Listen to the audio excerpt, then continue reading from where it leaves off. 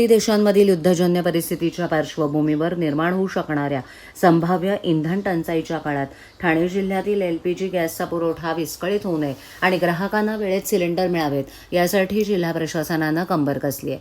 तहसीलदारांच्या नेतृत्वाखाली पथकं स्थापन करण्यात आली असून साठेबाजी करणाऱ्या आत्तापर्यंत 121 ठिकाणी छापे घालून कारवाई करण्यात आल्याची माहिती देण्यात आली आहे। ठाणे जिल्हाधिकारी कार्यालयातील समिती सभागृहात जिल्हाधिकारी डॉक्टर श्रीकृष्ण पांचाळ यांच्या अध्यक्षतेखाली एक महत्त्वाची आढावा बैठक पार पडली। या बैठकीत जिल्हाधिकारी डॉक्टर श्रीकृष्ण पांचाळ यांनी अत्यंत कडक भूमिका घेत अधिकाऱ्यांना सूचना दिल्यात। घरगुती गॅस सिलेंडरचा व्यावसायिक वापर किंवा अवैध साठेबाजी करणाऱ्यांवर कठोर कारवाई करण्याचे आदेश त्यांनी दिले।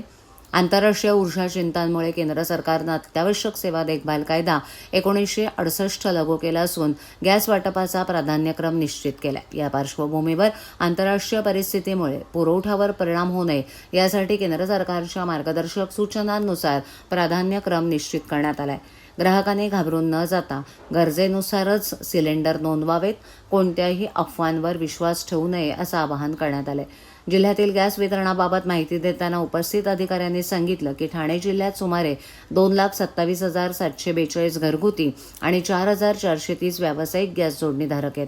जिल्ह्यात 13 प्रमुख गॅस एजन्सीत कार्यरत असून त्यांच्यामार्फत दररोज सरासरी 5,922 घरगुती सिलेंडरची तर 622 व्यावसायिक सिलेंडरची आवश्यकता असते। अवैध वापर रोखण्यासाठी तहसीलदारांच्या अध्यक्षतेखाली विशेष पथकं तैनात करण्यात आली आहेत। आतापर्यंत जिल्ह्यात विविध ठिकाणी 121हून अधिक धाडी टाकून तपासणी करण्यात आली आहे।